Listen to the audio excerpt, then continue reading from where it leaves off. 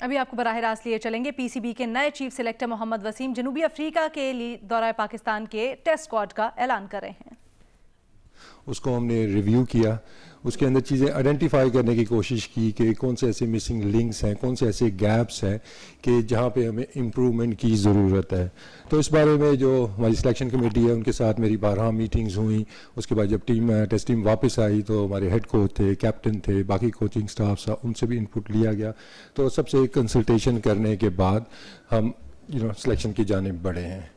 अब अगर मैं बोलूँ कि हमारा तरीक़ाकार क्या है सिलेक्शन का, एक तो जो आई ऑलवेज बिलीव कि जो बेस्ट अवेलेबल टैलेंट आपके पास मौजूद है, डेफिनेटली उसमें जो डोमेस्टिक की परफॉर्मेंस है वो ज़्यादा वज़न रखती है। वो किस तरह की परफॉर्मेंसेज हैं, किन कंडीशंस में हुई हैं, हमने इन सारी चीज़ों को मद्देनज़र रखा है। It's not only stat base के किसने रन ज़्यादा किया हम उसको रख लेते हैं। तो उसमें सारी चीज़ों को कि जो रिक्वायरमेंट है पाकिस्तान टीम की, जो रिक्वायरमेंट है इंटरनेशनल क्रिकेट की, कि टेस्ट क्रिकेट जिस तरीके से खेली जा रही है, तो ऑब्वियसली हमने वो चीज़ें आइडेंटिफाई की हैं कि हम थोड़ा सा जो हमें गैप एक नज़र आ रहा है, हम थोड़ा सा पीछे रह रहे हैं, किन वजूहात की वजह से रह रहे हैं। तो हमने कोशिश की है कि वो सारे जितने भी एरियाज़ थे वो आइडेंटिफाई करें और स्लोली उस जानिब बढ़ें ताकि बाकी दुनिया के साथ हम उस तरीके से चल सकें। उसके बाद जो चीज़ें मद्देनज़र रखी गई हैं कि आई ऑलवेज बिलीव कि आपको सर्टन टाइप के प्लेयर्स चाहिए होते हैं फॉर सर्टन रोल्स, ठीक है। तो मेरी कोशिश यही है कि हम जो भी सिलेक्शन करें वो रोल बेस करें कि जब वो लड़का टीम में सिलेक्ट होता है तो उसका रोल क्या है, कौन सी टीम की रिक्वायरमेंट है, कि अगर कोई ओपनर है या कोई मिडिल ऑर्डर है, किस तरह की बैटिंग रिक्वायर है हमारी करंट टीम के अंदर जहाँ पे भी स्पेस क्रिएट होती है। तो ये सारी चीज़ों को मद्देनज़र रखते हुए हम सिलेक्शन का जो प्रोसीजर था उसको हमने फॉलो किया है। तो ऑब्वियसली जो कोई हमारा सिलेक्शन का पैनल है तो उसमें फर्स्ट हैंड जो इन्फॉर्मेशन है आपको वही मिलती है। आपको पता है हमारे रीजनल जो हेड्स हैं वही हमारे नेशनल सेलेक्टर्स भी हैं। तो जिन इन्फॉर्मेशन हमारे पास आती है वो सिर्फ स्टैट्स नहीं आते हैं, किन कंडीशंस में रन हुए हैं, ओपोनेंट्स क्या थे, किस तरीके से इन्होंने परफॉर्म किया है, कितना प्रेशर था, कंडीशंस क्या बैटिंग के लिए साजगार थी, क्या बॉलिंग के लिए साजगार थी। तो ये सारा प्रोसीजर हमने फॉलो किया है कि सिर्फ स्टैट बेस। फिर मैं कहूँगा कि वो तो आसान काम हो जाता है कि आप स्टैट्स देखते हैं कितनी यहाँ जिसने परफॉर्म किया है, तो अंडर प्रेशर कितनी परफॉर्मेंसेस थी, उसके बाद मैच विनिंग परफॉर्मेंसेस कितनी थी। तो ये सारी चीज़ें हमने कंसिडर की हैं। तो सबसे पहले मैं फिर अनाउंस करता हूँ जो हमारा 20 रुकनी स्क्वाड है अगेंस्ट साउथ अफ्रीका सीरीज़ के लिए। तो उसमें स्टार्ट करूँगा Babar Azam captain, Mohammad Rizwan vice captain, Abid Ali, Imran Butt, Azhar Ali, Fawad Alam, Sarfaraz Ahmed, Faheem Ashraf, Yasir Shah, Shaheen Shah Afridi, Abdullah Shafique, Agha Salman, Saud Shakeel, Kamran Ghulam, Mohammad Nawaz, Nauman Ali, Sajid Khan, Hasan Ali, Haris Rauf and Tabish Khan. तो ये हमारा 20 रुकनी स्क्वाड है जो कि बबल का हिस्सा होगा। टेस्ट मैच जैसे नज़दीक आएगा तो इसमें से 16 प्लेयर्स अनाउंस किए जाएंगे जो कि ड्रेसिंग रूम का हिस्सा होंगे।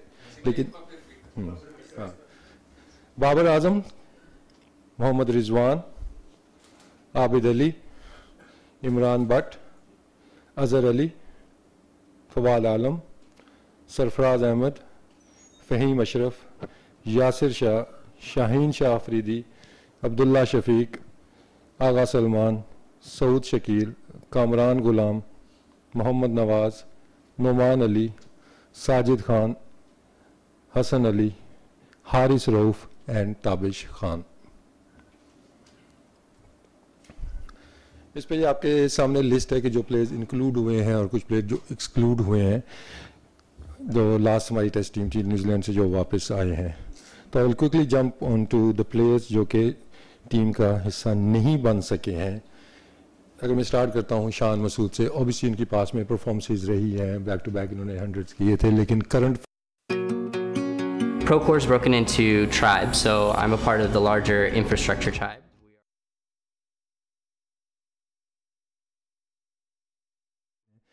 लेकिन शान मसूद अप्रूवन प्लेयर है, ऑब्वियसली उन्होंने पास में परफॉर्मेंसेज हमें दी हुई हैं।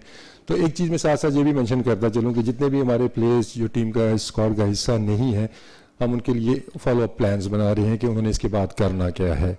NHPC का जो हमारा कोचिंग स्टाफ है, they are working on it obviously with the consultation of the जो हमारी टॉप मैनेजमेंट है, पाकिस्तान टीम का कोचिंग स्टाफ है, और उसमें जो रीजनल कोचेज़ हैं, इन सारों ने मिलकर इनके लिए एक प्लान्स बनाने हैं। आइदर वो अपने रीजनल कोचेज़ के साथ रीजनल अकेडमीज़ में या फिर NHPC लाहौर में इनको बुलाया जाएगा, इनके जो भी मसाइल हैं वो हल करेंगे। तो ऑब्वियसली जब वो डोमेस्टिक में दोबारा वापस आते हैं, वो अपनी परफॉर्मेंस से प्रूव करके they can make a comeback to the team. Next अगर आप देखते हैं हारिस वेल, मिडल ऑर्डर बैट्समैन हमारे, इनके भी स्टैट्स अगर आप देखते हैं कि जितना उनमें टैलेंट है, जितनी उनमें एबिलिटी है, तो ये स्टैट्स उस तरह आपको वो नज़र नहीं आते हैं, और उनके भी कोई टेक्निकी मसाइल आपको नज़र आ रहे हैं तो जिन पे काम होने वाला है। तो ऑब्वियसली इनके लिए भी फॉलो प्लान्स बने हैं और उसके बाद डोमेस्टिक का हिस्सा बने and they can make a comeback to the Pakistan team. Mohammad Abbas जैसे वो आए थे और एकदम से उन्होंने इम्पैक्ट डाला था इंटरनेशनल क्रिकेट में, पाकिस्तान को मैचेस जिताए, लेकिन वही फिर बात आ जाती है कि करंट फॉर्म को अगर हम देखते हैं कि जिस तरीके से उनको मैं कहूँगा कि थोड़ा सा वर्कआउट कर लिया गया है कि बाकी टीमें जिस तरह उनके अगेंस्ट खेल रही हैं और जिस तेज़ी से उनका जो स्ट्राइक रेट है वो ऊपर की जानिब जा रहा है, तो ऑब्वियसली आपका जब एक नए बॉल का बॉलर होता है तो आप एक्सपेक्ट करते हैं कि वो नए बॉल से विकेटें लेके दे, बेहतर स्ट्राइक रेट के साथ बॉलिंग करे। तो वो कुछ एरियाज जहाँ पे मिसिंग नज़र आ रहे हैं, तो अगेन उनको वर्कआउट कर लिया गया है, कुछ प्लान्स उनके अगेंस्ट जो बने हैं, तो वहाँ पे थोड़ा सा उनको काम करने की ज़रूरत है कि अब उन्होंने क्या काम करना है, कौन से प्लान्स लेके आने हैं काउंटर अटैक करने के लिए। तो उनके लिए भी आगे फॉलो अप प्लान्स इसी तरह के बनाए गए हैं। उसके बाद इमामुल हक हैं जी, ऑब्वियसली उनके आप स्टैट्स देखते हैं तो उनके टैलेंट को वो जस्टिफाई नहीं करते हैं जिस तरह का उनमें टैलेंट है, लेकिन आई फील कि रेड बॉल के लिए मे बी अभी वो रेडी प्रोडक्ट नहीं है। ऑब्वियसली वो इंजरी का भी शिकार हैं फ़िलहाल, लेकिन अगर हम देखते हैं तो मेरा जो एक है कि हम रेड बॉल कम खेल रहे हैं, चाहे वो डोमेस्टिक क्रिकेट है चाहे वो इंटरनेशनल क्रिकेट है, तो जिसकी वजह से इंपॉर्टेंस हमारी डोमेस्टिक क्रिकेट की ज़्यादा हो जाती है। तो ये सारे वो प्लेयर हैं जो कि आके डोमेस्टिक में खेल रहे हैं, रेड बॉल का ज़्यादा यूज़ टू होंगे। उसके बाद जो भी टेक्निकी इनके मसाइल हैं, स्ट्रॉन्ग परफॉर्मेंसेस देते हैं डोमेस्टिक क्रिकेट में, दे कैन बी रिकन्सिडर्ड। उसके बाद शादाब खान है जी और नसीम शाह हैं, obviously both not available for the selection के, दोनों फिटनेस के मसाइल इनको हैं, तो ये दोनों उसका हिस्सा नहीं है। उसके बाद हैं जी सुहेल खान एंड जफ़र गौर। सुहेल खान, एक जो चीज़ मैं शुरू में थोड़ी सी मेंशन करना चाह रहा था कि जो अप्रोच है हमारी वो है हॉर्सेस फॉर कोर्सेस, कि हमने सिचुएशन कंडीशंस के हिसाब से सिलेक्शन करनी है। तो जो बेस्ट सूटेबल कंडीशंस के लिए होगा और जो प्लान्स बन रहे हैं होम सीरीज़ के लिए, वी बिलीव कि सुहेल खान को वो कंडीशन ज़्यादा सूट नहीं करेंगी। हम दूसरे ऑप्शंस की जानिब गए हैं, बट ऑब्वियसली सुहेल खान भी एक सीज़न कैंपेनर है और वो हमारे प्लान्स का हिस्सा रहेंगे। जफ़र गौर, उन्होंने डेब्यू किया न्यूजीलैंड में, आप कह सकते हैं कि थोड़ा सा उनके साथ कि एक मैच खेल के एकदम से वो उनको ड्रॉप किया जा रहा है, लेकिन उसके ऊपर ये है कि आई बिलीव कि उनको थोड़ा सा ओवर टाइम चाहिए अभी डोमेस्टिक क्रिकेट में रेड बॉल के साथ, तो स्पेशली बॉलिंग के ऊपर उनके काम होने वाला है। बाय नो मीन्स के वो बिल्कुल साइड पे हो रहे हैं, वो हमारे पार्ट ऑफ द प्लान्स है, इवन वाइट बॉल में भी वो प्लान्स का हमारा हिस्सा है। तो वो यंगस्टर हैं, प्लेंटी ऑफ टाइम उनके पास है कि वो दोबारा अपना लोहा मनवा सकें। उसके बाद जो इंक्लूजन है टीम के अंदर, हसन अली, उसकी परफॉर्मेंस आपके सबके सामने है कि जिस तरीके से उन्होंने डोमेस्टिक में एक इंजरी के बाद कम बैक किया है और जिस तरह उन्होंने अपनी टीम को लिफ्ट किया, and I think that is something वो मिस्ड इन पाकिस्तान टीम के। हमें इस तरह का एक कैरेक्टर चाहिए जो टीम को आके लिफ्ट भी करे। तो हसन अली ने सारे खाने टिक किए हुए हैं, चाहे आप उनकी देखते हैं परफॉर्मेंस देख लें उनकी बॉलिंग की भी, और उसके साथ साथ जो एक अच्छी चीज़ नज़र आ रही है, he has improved his batting also, और बाकी फील्डिंग में और एनर्जी में तो वैसे भी उनका हसन अली तो वी आर होपिंग कि वो बहुत ज़्यादा एनर्जी टीम के अंदर लेके आएंगे और वही विनिंग परफॉर्मेंसेज जो हमें काज़म ट्रॉफी में नज़र आई थी वो हमें टेस्ट सीरीज़ में भी नज़र आएंगी। उसके बाद सऊद शकील, वन ऑफ दोस्त के जो प्रॉपर एक पैथवे से आए हैं, अंडर 19 से सिस्टम के थ्रू आए हैं और हर उन्होंने मरहले पे परफॉर्म किया हुआ है। और अगर आप उनकी डोमेस्टिक की परफॉर्मेंस भी देखते हैं 19-20 की भी, उसके बाद 20-21 की भी, तो आपको वो स्टैट्स उसके जो नज़र आ रहे हैं कि उनकी जो प्रोग्रेशन रेट है वो आपको बहुत अच्छा नज़र आ रहा है कि वो डे बाय डे इम्प्रूव कर रहे हैं।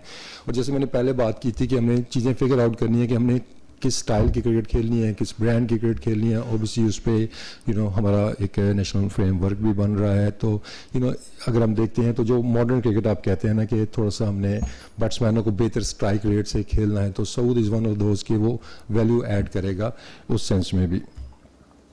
उसके बाद आगा सलमान, अगर हम मॉडर्न डे क्रिकेट के टेस्ट क्रिकेट की बात करते हैं तो आपको ऐसे क्रिकेटर्स चाहिए जो कि ना सिर्फ कि बेहतर स्ट्राइक रेट के साथ खेल सके, बल्कि वो जो अगर हम बात करते हैं कि आगा सलमान की परफॉर्मेंस, ऑब्वियसली पिछले साल भी उनकी ज़बरदस्त परफॉर्मेंस थी, इस साल भी आउटस्टैंडिंग उनकी परफॉर्मेंस रही है।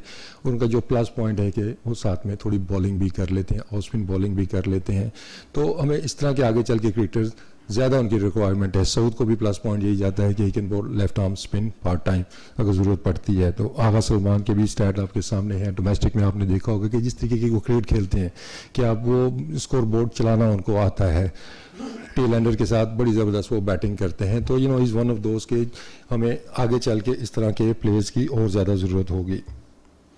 Numan Ali consistent performer domestic cricket का और at the moment best left arm spinner available in Pakistan, और उसने टाइम बाय टाइम उसने ये चीज़ प्रूव की है कि लास्ट ईयर भी उसकी परफॉर्मेंस देखते हैं, बल्कि उससे पहले भी जाते हैं उसकी परफॉर्मेंस बड़ी दी है, लेकिन पिछले 2 साल की परफॉर्मेंस को देखते हुए कि we need the spinners who can be the match winners. तो आई थिंक नुमान अली में वो एबिलिटी है कि वो मैच जिता सकता है। उसके बाद कामरान गुलाम जी, ओबियसली उन्होंने रिकॉर्ड ब्रेकिंग उनकी परफॉर्मेंस थी इस साल, और he is also one of those के जो आपको नज़र आता है कि अपकमिंग एक टैलेंट है, जिस तरह उसने कदम ट्रॉफी में प्रूव भी किया है कि किस तरह का वो प्लेयर है। तो इस तरह के प्लेयर्स की हमें आगे चल के मजीद भी ज़रूरत होगी, और कामरान गुलाम ने जिस तरीके से इस दफ़ा कदम ट्रॉफी में परफॉर्मेंस दी है, तो I think he deserves his place. उसके बाद Sajid Khan, one of those के जिसकी आर्ट के बारे में काफ़ी अरसे से हम बात कर रहे हैं जी कि ऑफ स्पिनर हमारे पास इतने